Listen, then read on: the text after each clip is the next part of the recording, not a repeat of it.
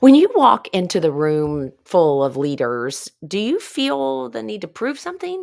Or do you look for people in that room that you can partner with?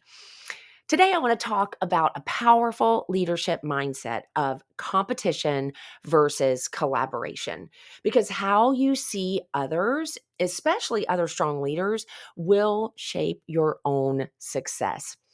So, in order to lay this out, I want you to listen to the description of these two types of leaders and look for what your tendencies are. Okay, first, competitive leader. They feel the need to outperform others. Like they'll withhold ideas and credit and opportunities because they see their peers as threats instead of allies. And this often leads them to move forward with a mindset of insecurity and scarcity. A collaborative leader shares ideas freely. They seek out others' strengths. They value partnership over personal glory. And this moves them to lead from a mindset of abundance and confidence. Now, if you want to know more about scarcity versus abundance, you can look back at the other Pick Your Path video that I did on those two leadership styles. Now, here's the thing. I can speak to this because I am chief offender of leading with a competitive mindset. And please hear me. I'm not suggesting that all competition is bad. I'm really zeroing in here today on how we lead ourselves and others. Because if we're fully in a competitive mindset, it can be uh, it can cause challenge within our leadership. And listen, I'm chief offender here because in my early days in my leadership journey, I really thought I had to outshine everyone to be noticed.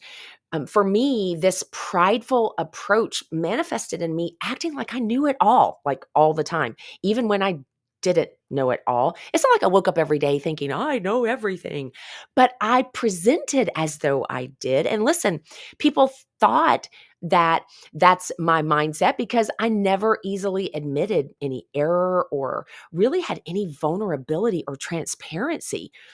But I started noticing as I aged and over time that leaders who truly rose to influence, they were the ones who invited others to the table. They were authentic, they were real, they were willing to admit mistakes, ask for help, and also freely give help. And so I began to see that my approach wasn't really helping to elevate me or get me noticed in the right ways. Maybe it was getting me noticed for, acting like I knew it all, quote keyword there, acting like I knew it all. But it really wasn't getting me noticed for being someone of influence. And that really was indeed my heart's desire. So I learned in short that you don't rise by pushing others down.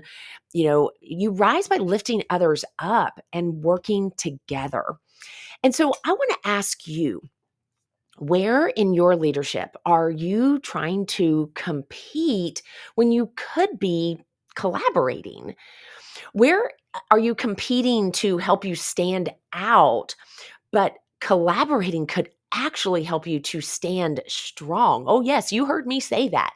Like competing can help us possibly in the short term. Collaborating, though, can help us in the long term. And it's so important that we remind ourselves that success doesn't have to be an individual sport. So I want to challenge us this week. Look for someone you can partner with instead of trying to outperform them. Look for someone you can connect with over comparing yourself with, and watch how this helps your influence grow. It's important that we, I think, remind ourselves as leaders often the African proverb that says, if you want to go fast, go alone. But if you want to go far, go together. I'm Elizabeth Mahusai, executive business coach, corporate trainer, and keynote speaker, as well as the international bestselling author of Pick Your Path. And I encourage you, pick a better path in your leadership and consider how going from competition to collaboration can help you gain the influence that you desire.